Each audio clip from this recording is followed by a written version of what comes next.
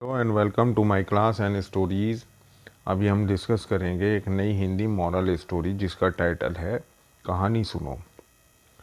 शोभित एक मेधावी छात्र था। उसने हाई स्कूल के और इंटरमीडिएट की परीक्षा में पूरे ज़िले में टॉप किया था, पर इस सफलता के बावजूद उसके माता पिता उससे खुश नहीं थे। कारण था कि पढ़ाई को लेकर उसका घमंड और अपने बड़ों से तमीज़ से बात ना करना।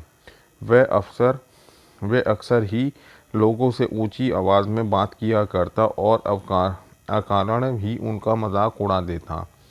खैर, दिन बीतते गए और देखते देखते शोभित स्नातक भी हो गया। स्नातक होने के बाद शोभित नौकरी की खोज में निकला। प्रतियोगी परीक्षा पास करने के बावजूद उसका इंटरव्यू में चयन नहीं हो पाता।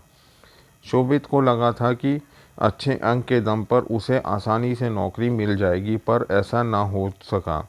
काफ़ी प्रयास करने के बाद भी वो सफल ना हो सका।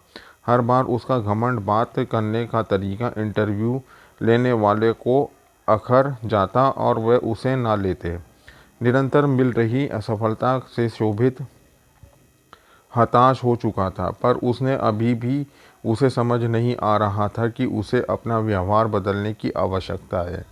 एक दिन रास्ते में शोभित की मुलाकात अपने स्कूल के प्रिय अध्यापक से हो गई।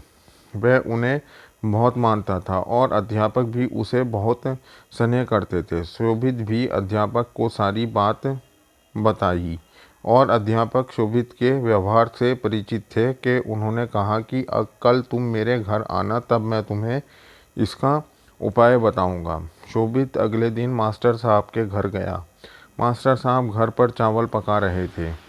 दोनों आपस में बात ही कर रहे थे कि मास्टर साहब ने शोभित से कहा, जाके देख के आओ कि चावल पके कि नहीं। शोभित अंदर गया और उसने अंदर से ही कहा कि सर, चावल पक गए हैं, मैं गैस बंद कर देता हूँ। मास्टर साहब ने भी ऐसा ही करने को कहा। अब शोभित और मास्टर साहब सामने सामने बैठे थे। मास्टर साहब शोभित की तरफ मुस्कुराते हुए बोले, शोभित कि तुमने कैसे पता लगाया कि चावल पक गए हैं? शोभित बोला कि यह तो बहुत आसान था। मैंने चावल का एक दाना उठाया और उसे चेक किया कि वो पका है कि नहीं। वो पक चुका था, तो मतलब के चावल पक चुके थे। मास्टर जी गंभीर होते हुए बोले, यही तुम्हारी असफलता का कारण है। शोभित उत्सुकता के साथ मास्टर जी की ओर देखने लगा। मास्टर साहब समझाते हुए बोले कि एक चावल के दाने से पूरे चावल का हाल बयां कर दिया।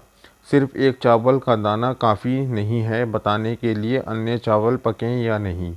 हो सकता है कि कुछ चावल ना पके हों, पर तुम उन्हें ही खोज सकते हो जो सिर्फ खाते वक्त ही अपने स्वभाव बताएंगे।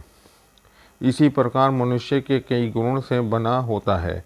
पढ़ाई लिखाई में अच्छा होना उन्हीं गुणों में से एक है। इसके अलावा अच्छा व्यवहार, बड़ों के प्रति सम्मान, छोटों के प्रति प्रेम, सकारात्मक दृष्टिकोण, ये भी मनुष्य की आवश्यकता गुण है और सिर्फ पढ़ाई लिखाई में अच्छा होने से कहीं ज़्यादा ज़रूरी है। तुम्हें अपना एक गुण तो पका लिया, पर बाकियों की तरफ ध्यान नहीं दिया। इसलिए जब कोई तुम्हारा इंटरव्यू लेता है तो तुम उसे कहीं से भी परख और कहीं से भी कच्चे लगते हो और आध पके चावलों की तरह की कोई इस तरह की क्रेडिट्स भी पसंद नहीं करता।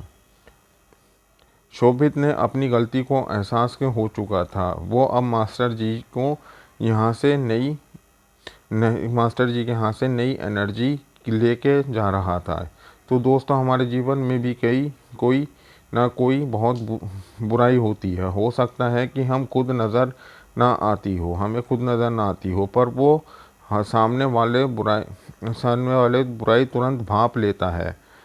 हमें निरंतर यह प्रयास करना चाहिए कि हमारे गुणों से बना चावल एक दाना अच्छी तरह से पका हो, ताकि कोई हमें कहीं से चखे और उसे हमारे अंदर का पका हुआ दाना ही मिले। होप डाउन कि आपको ये स्टोरी समझ में आई होगी। Thank you very much for watching the story.